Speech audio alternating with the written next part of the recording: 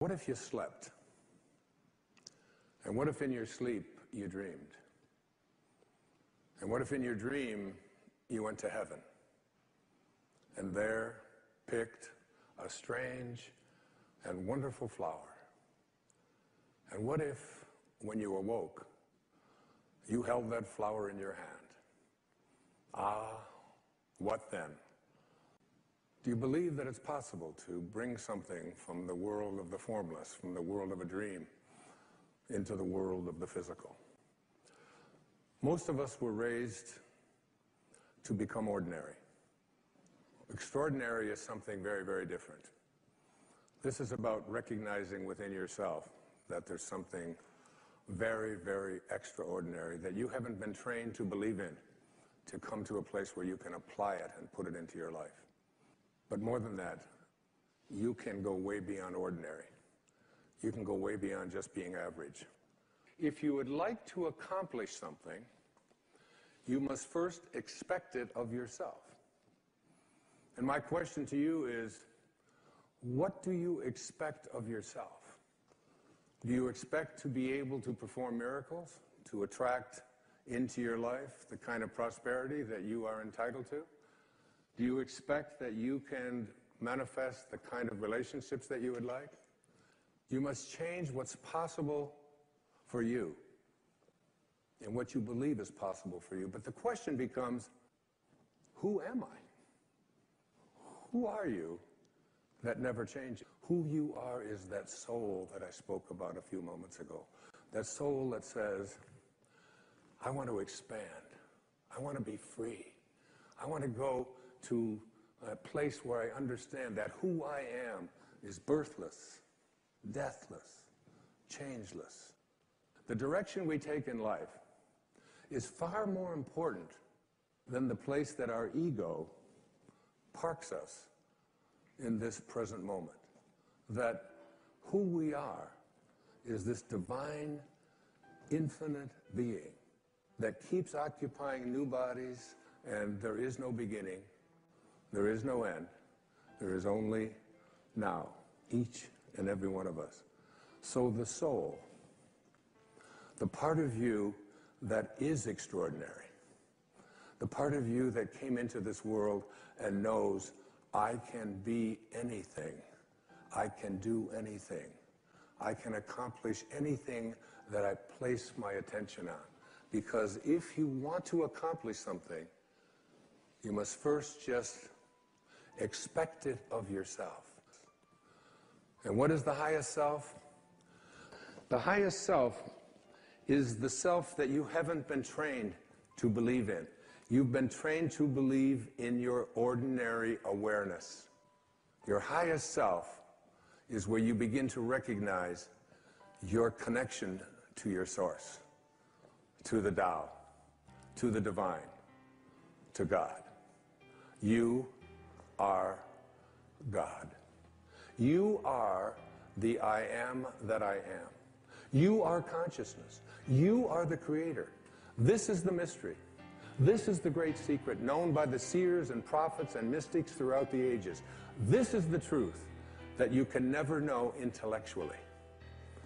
If you want to understand something spiritually, you must first experience it. You must come to know this within. That you use the words, I am, you are citing the name of God, right from the holiest books. And every time you say the words, I am weak, I am poor, I am unlucky, I am unhappy, I am sick, I am unable to attract into my life what you want, you are desecrating the name of God. You must be conscious of how you use these words. I am. I am strong. I am well. I am content. Even if your senses tell you something different, I am. Imagination. Many of our greatest thinkers have spoken about the power of imagination. William Blake said that what is now proved was once only imagined. Now think about the importance of that. If you want to have something show up in your life, the kind of person you would like to become, manifest something new into your life, something powerful, whatever it might be, you obviously must first be able to imagine it. Your imagination. This is yours and yours alone. You can place anything into your imagination that you want to place there. Independent of what anybody else says about it, independent of what your senses tell you, independent of all the evidence that may be to the contrary, you can place into your imagination an I am that represents what you would like to attract into your life and make it come into fruition. You never want to place into your imagination any thought that you would not want to materialize. You never want to allow in your imagination to be contaminated by the way life used to be. Your imagination is yours. Don't let any other people influence you. Never allow people's ideas about what is possible or impossible for you to occupy your imagination. You have to be able to call the things which you have not seen yet materialize and manifest into your physical world. You have to be able to say to yourself, I call those things that I would like to become as if they already do. And you place into your imagination fearlessly the I ams which you would like to create for yourself. Disregard appearances, conditions. In fact, disregard all evidence of your senses, that is what your eyes and ears tell you, that deny the fulfillment of your desire, whatever it is you want to attract into your life. Disregard appearances, conditions, in fact, all evidence of your senses that deny the fulfillment of your desire. Rest in the assumption that you already are what you want to be.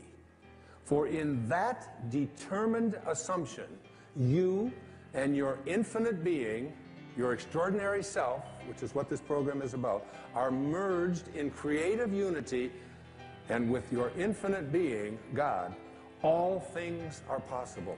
God never fails, and you are a piece of that which never fails. We have used our imagination.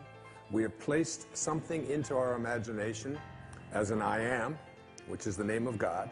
I am strong, I am healthy, I am kind, I am prosperous, I am getting the job that I'm applying for, I am whatever it might be, I am.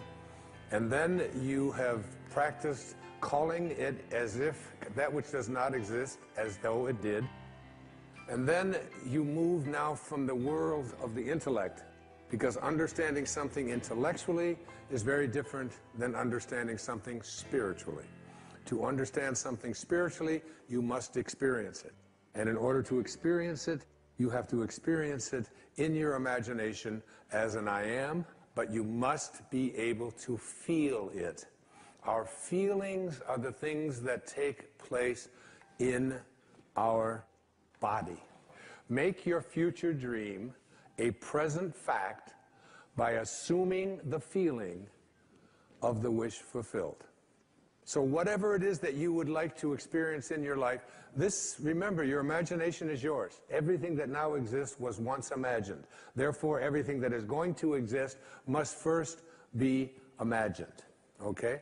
You advance confidently in the direction of your own dreams and endeavor to live the life which you have imagined, you will meet with a success unexpected in common hours. It will chase after you if you can place into your imagination what it is that you would like to attract and begin to feel it. That which you feel yourself to be, you are. And you are given that which you are. So assume the feeling that would be yours were you already in possession of your wish. And your wish must be realized. So live in the feeling of being the one you want to be, and that you shall be. Every feeling makes a subconscious impression. And unless it is counteracted by a more powerful feeling of an opposite nature, it must be expressed. Your feelings are different from your thoughts. Your feelings are what you experience in your body. The dominant of two feelings is the one expressed. I am healthy is a stronger feeling than I will be healthy. I am healthy says I feel healthy, and I feel healthy. I feel great. I don't determine if I am well on the basis of what it says on a piece of paper or on the basis of what somebody else out there tells me. I live my life feeling within my body that I am strong, I am capable, I am able. And that is not just something that I say. It's not just an affirmation. An affirmation is an intellectual exercise. This is a spiritual knowing within that I am well. I am content. You have to start retraining your subconscious mind. And your subconscious mind, it responds to what it is that you suggest to it. Now, the intriguing thing about your subconscious mind, your habitual mind, is that it can't make a distinction between what it is that you are feeling as a result of what you have placed into your imagination and assumed the feeling of it, and what you are experiencing every day in your life. If you go around feeling unhappy, depressed, miserable, sad, whatever, your subconscious mind says, oh, so this is what it is that you would like to attract into your life. And the universal subconscious mind, to which we are all connected, that we call the creative source of the universe, the divine mind, God, the Tao, whatever you might want it to be, it will begin to offer you experiences that match up to what it is that you are feeling. So your body responds to what it is you place into your subconscious mind. You have to retrain it. So most people use the last 5 minutes of their day as they're about to enter into sleep to review all of the things that they don't like, and all of the things that didn't work, and all of the people that hurt their feelings, and all of the stuff that is going on in their life that they wish weren't happening. This is their worry time.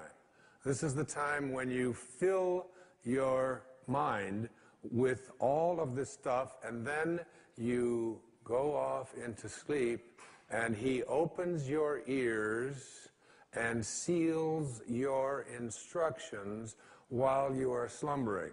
That's right out of the book of Job. And so the last 5 minutes of your day, as you're about to marinate for 8 hours in your subconscious mind with your unconscious state, you want to go into that state. Even if your senses tell you, oh, you're just fooling yourself and so on. You don't want to use your senses and the internet and other people's opinions, what you see, what you hear. You want to let go of all of that and recognize that anything that you want to attract or create for yourself in your life begins with what you have placed in your imagination and have assumed the feeling of that wish fulfilled, and now you're going to practice it. What if I do everything that you say and it doesn't work? The student should constantly remind yourself, if it doesn't feel natural, it isn't going to work. As long as you are having any thoughts of condemnation, criticism, or judgment towards any of God's children, you are throttling the great I am presence within you that is God. You can't have any thoughts towards any of God's children that involve criticism, judgment, or condemnation. We are all just doing what we know how to do, and we can't ask any more of anyone. If you would like to accomplish something, you must first expect it from yourself. Every one of you. You are a spark that can grow until you recognize that you truly are divine beings. Because in every moment of your life and every moment of your lives, you have this choice. You can either be a host to God or a hostage to your ego. It's your call.